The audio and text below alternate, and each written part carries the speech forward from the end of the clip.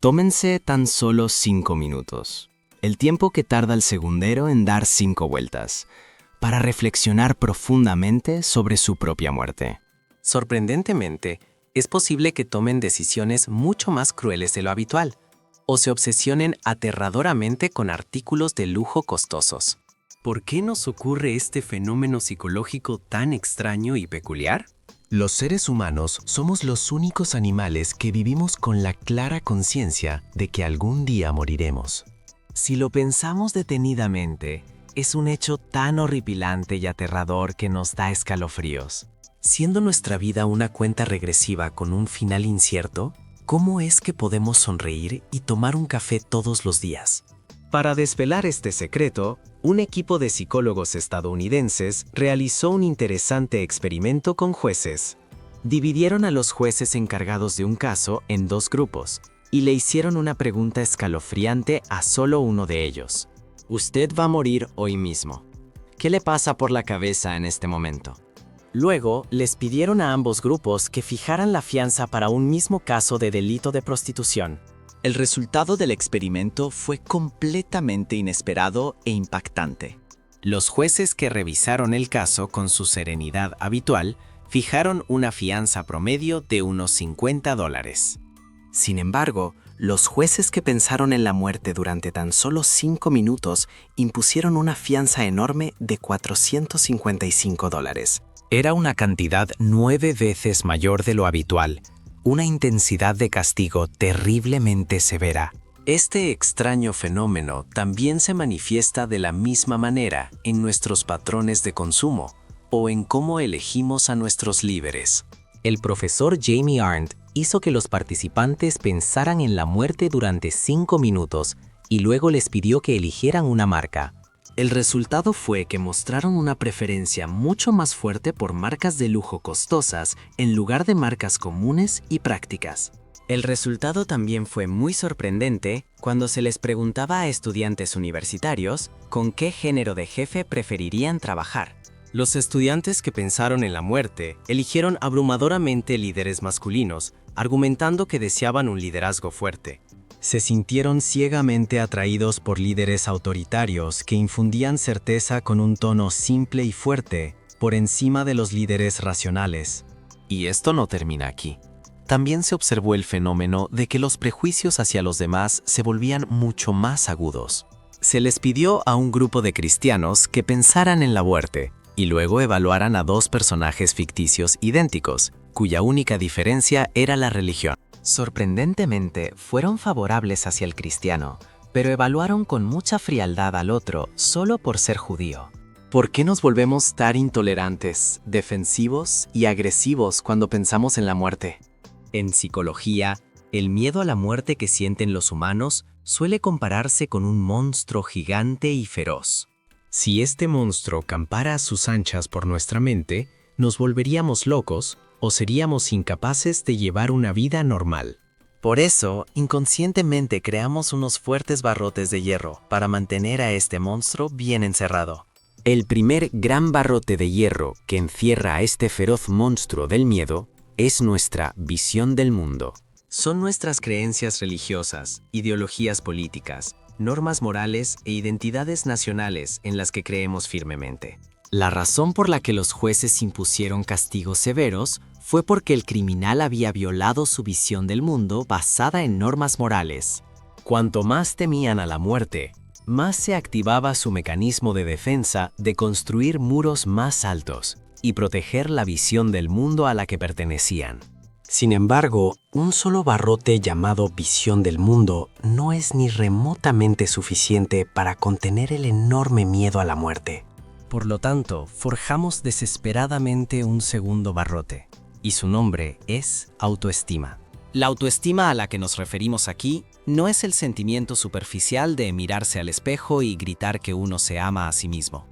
Es el sentimiento profundo y reconfortante de que uno juega un papel bastante útil y valioso dentro de esta vasta visión del mundo.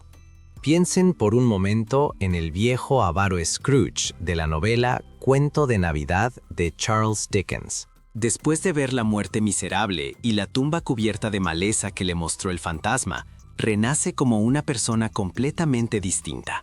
Se transforma en un hombre bondadoso, que comparte con sus vecinos la fortuna que atesoró ferozmente toda su vida y reparte calidez humana. De hecho, un experimento psicológico realizado en Estados Unidos por la profesora Eva Jonas demostró un resultado muy similar a este. Las personas entrevistadas frente a una funeraria respondieron que donarían más dinero que las personas en lugares comunes.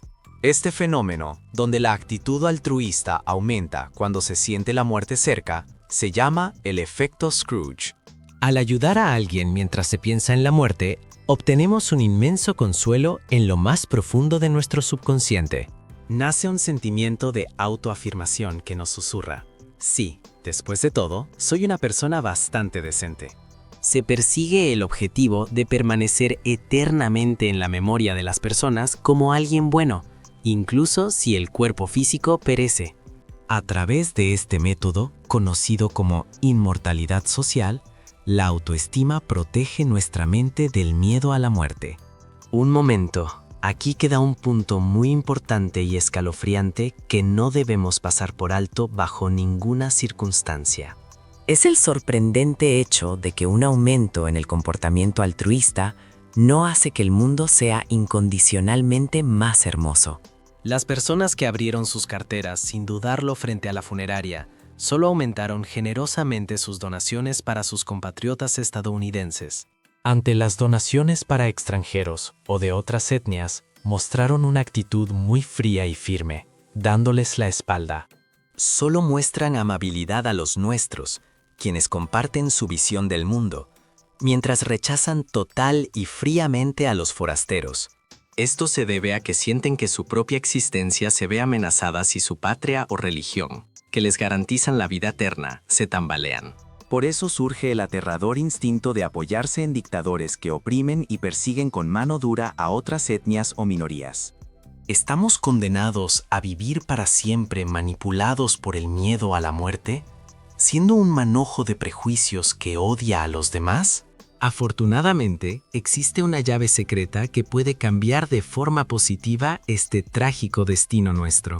Si observamos las investigaciones del profesor Mario Mikulincer, aparece claramente una pista muy cálida y esperanzadora. Las personas que se aferraban a su visión del mundo o a su autoestima y mostraban una actitud exclusiva al pensar en la muerte, pertenecían a un grupo específico. Eran principalmente personas con un estilo de apego ansioso o apego evasivo, que sentían inseguridad en sus relaciones desde la infancia. Por el contrario, aquellos con una tendencia de apego seguro, que mantienen relaciones sólidas, no rechazaron ni atacaron a los demás. Esto se debe a que cuentan con un fuerte escudo protector, un vínculo seguro con personas que los aman tal y como son. No tienen la necesidad de esconderse temblando detrás de los fríos barrotes de una visión del mundo anticuada o una frágil autoestima. El amor verdadero y un cálido sentido de conexión son de hecho la vacuna más poderosa y noble para superar el miedo a la muerte. Además, hay personas que no solo han imaginado la muerte en sus cabezas, sino que se han enfrentado a ella y la han experimentado dolorosamente en la realidad. Los pacientes con cáncer terminal o los supervivientes de accidentes graves a veces llegan a vivir una vida maravillosa en una dimensión completamente nueva. A las puertas de la muerte, hacen añicos la visión del mundo superficial y la falsa autoestima en las que antes confiaban ciegamente. Y desde el fondo de su existencia, comienzan a hacerse nuevas preguntas sobre la esencia de la vida y sobre quiénes son realmente.